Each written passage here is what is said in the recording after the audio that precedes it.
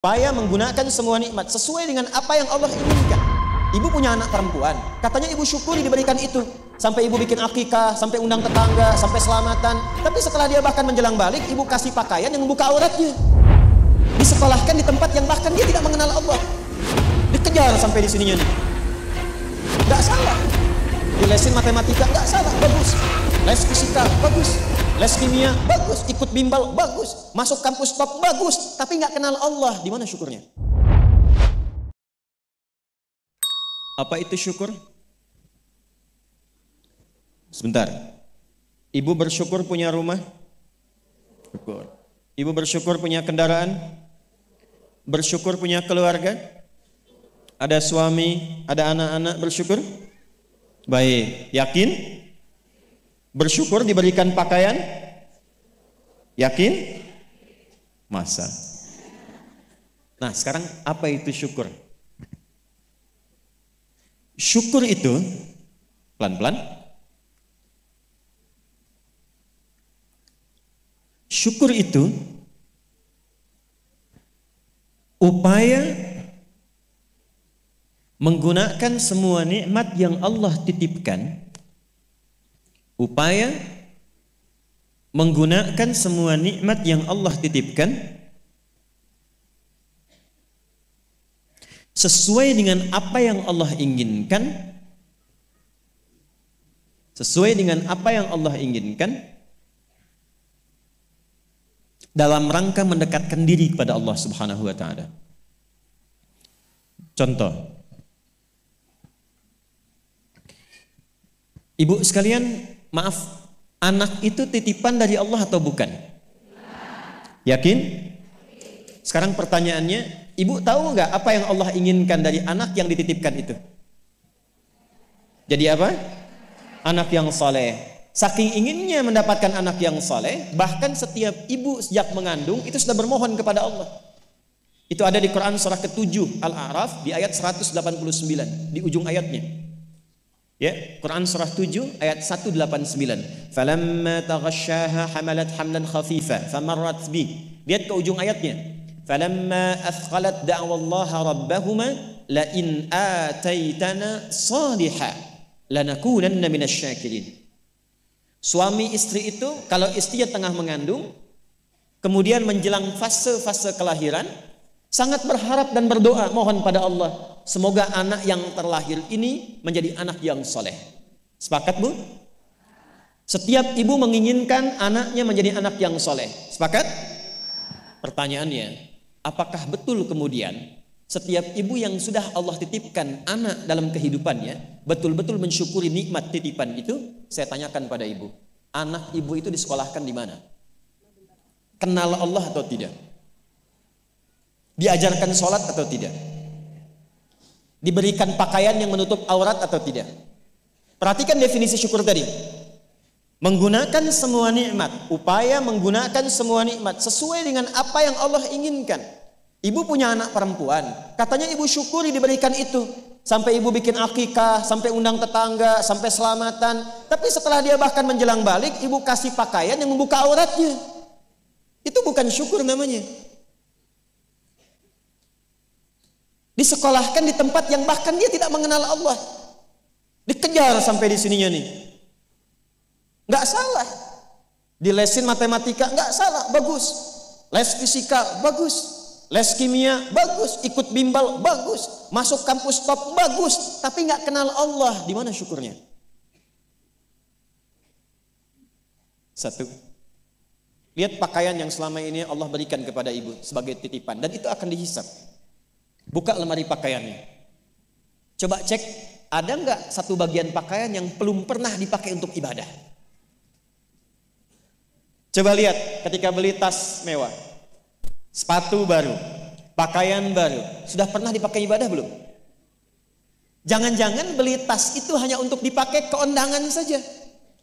Jadi ketika manusia mengundang, beli yang baru. Kenapa ketika Allah yang mengundang 5 kali dalam sehari, bahkan untuk memberikan solusi kehidupan, yang baru itu nggak pernah dipakai? Tuh, kenapa pada diam? Satu, berasa ya? Satu, Jadi di titik ini, terkadang ada orang yang menuntut dari Allah kenyamanan hidup, ketenangan, kedamaian, tapi ketika Allah memberikan apa yang diinginkan, tidak menggunakan nikmat itu yang membuat dia damai. Tidak menggunakan titipan itu yang membuat dia tenang dalam kehidupan.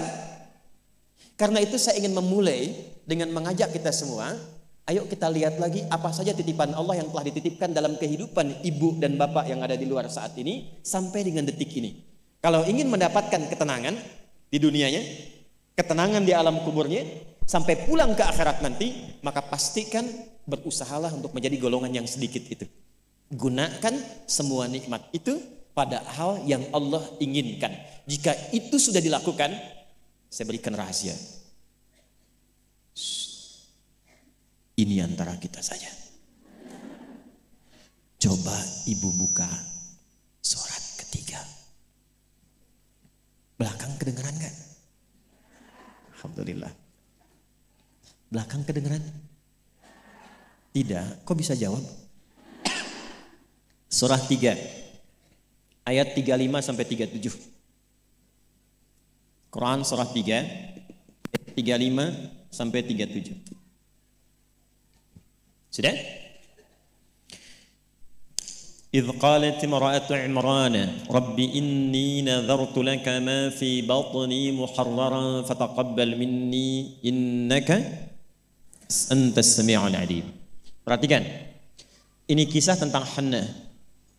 Saya hanya akan ambil kisah ibu saja dalam Quran. Hannah itu istrinya Imran alaihi wassalam. Nanti punya saudari namanya Eliasobat. Orang barat menyebutnya Elizabeth. Betul, Elizabeth itu bahasa sananya untuk Eliasobat itu saudarinya Hannah. Nanti nikahnya Elizabeth dengan Nabi Zakaria. Hannah nikahnya dengan Imran.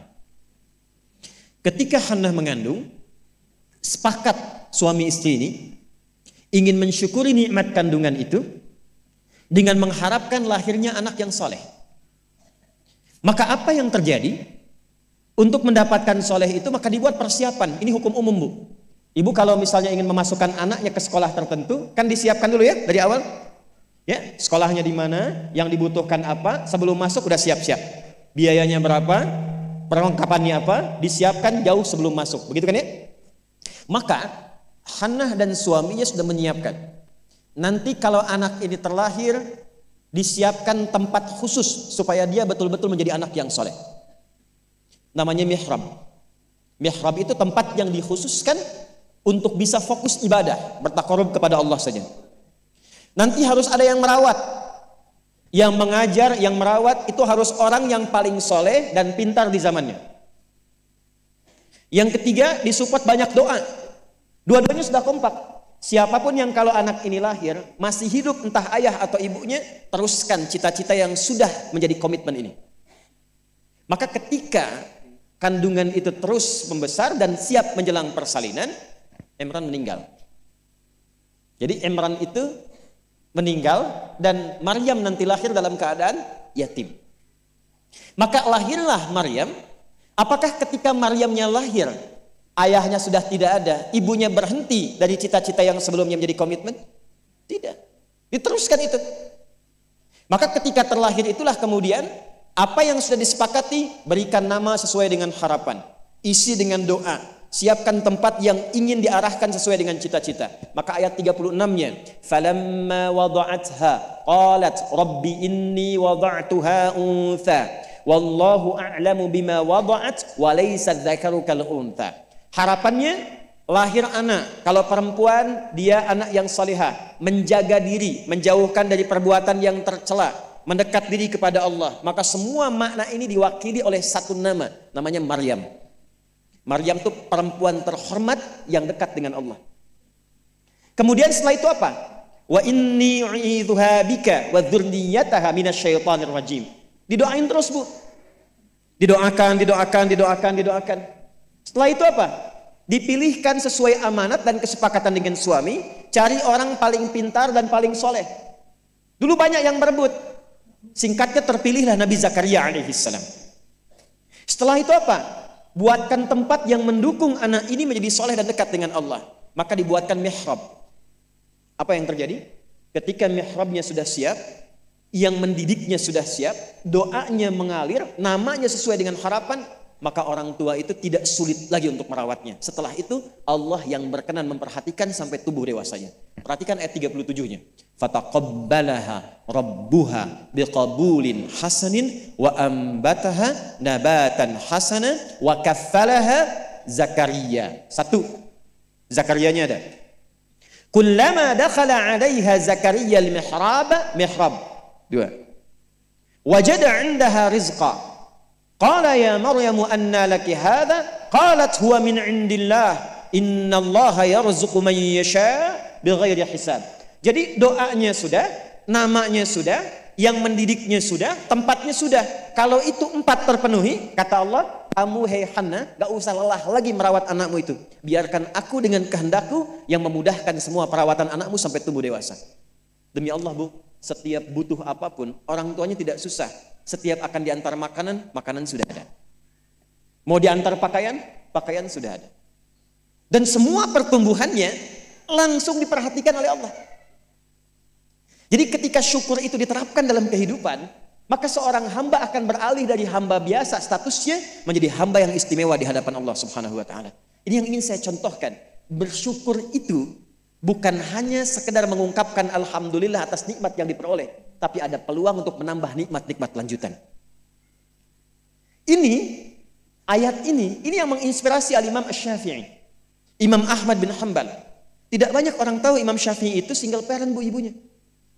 Imam Ahmad bin Hanbal itu single parent.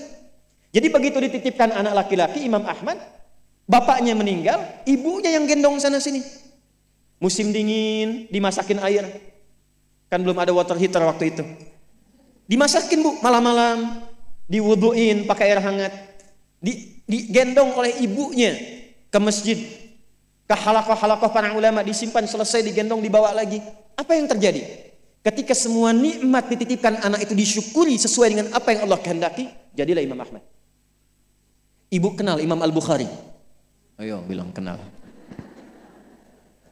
Ini juga sama, single parent.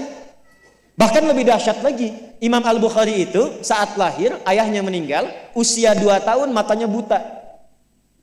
Dan dokter mengatakan pada masa itu ini buta permanen, gak akan sembuh. Apa yang menjadikan kemudian matanya sembuh sampai jadi orang paling hebat di zamannya dan melahirkan karya besar Sahih Al-Bukhari. Wa qalilun min ibadiyasy syakur. Ibunya. Jadi betul-betul mensyukuri nikmat diberikan seorang anak, dititipkan seorang anak. Jadi nggak pernah lihat Bu. Jangan lihat kata orang, ini anak si fulan, misalnya si fulana ini kurang begini, anak si fulana autis, anak si fulana begini, nggak ada. Nggak ada satu anak pun terlahir yang tidak punya keistimewaan, itu tidak ada. Tanamkan pada hati yang paling dalam. Dalam kondisi apapun Allah menitipkan anak pada ibu, itu ada keistimewaan di dalamnya yang menyempurnakan kebahagiaan dalam rumah tangga.